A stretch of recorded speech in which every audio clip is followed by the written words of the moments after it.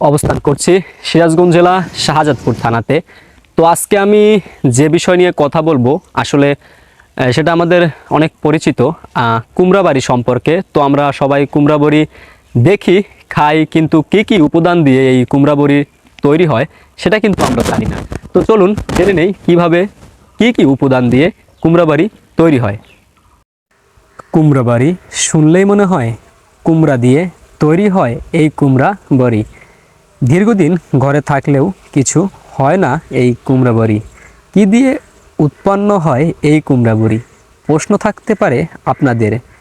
নেটে হাজার হাজার কুমড়া বড়ি রোদে শুকানো হচ্ছে, তৈরি করা হচ্ছে নতুন করে আবারও।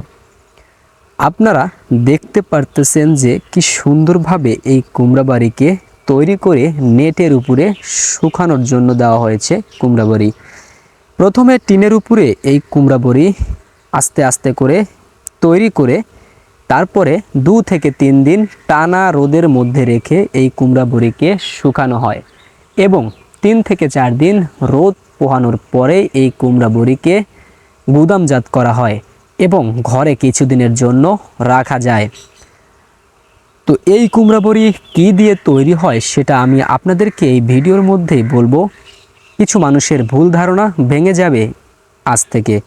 এই কুমড়া বড়ি কী কী উপাদান দিয়ে তৈরি করছে কিছু মানুষ,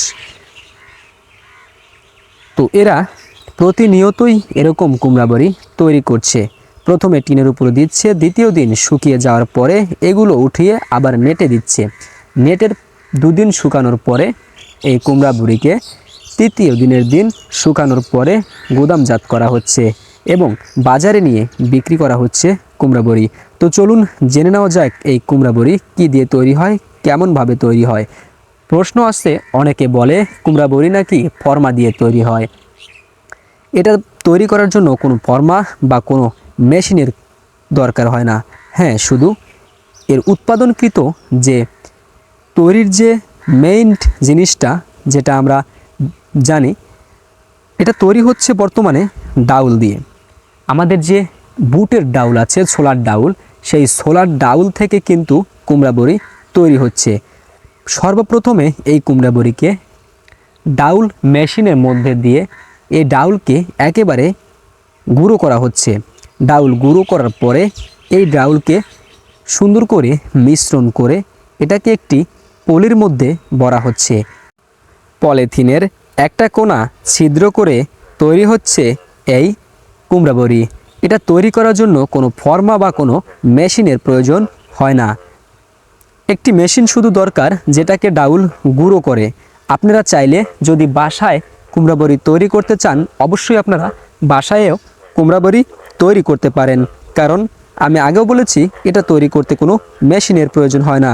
দেখেন এই পলিতে ভরা হচ্ছে ডাউলের গুঁড়ো অর্থাৎ বেসম, আর এই পলির কোনায় কিন্তু ছিদ্র আছে, আর এই ছিদ্র দিয়েই একটু একটু করে টিনের উপরে ছাড়লেই হয়ে যাচ্ছে কুমড়া বড়ি।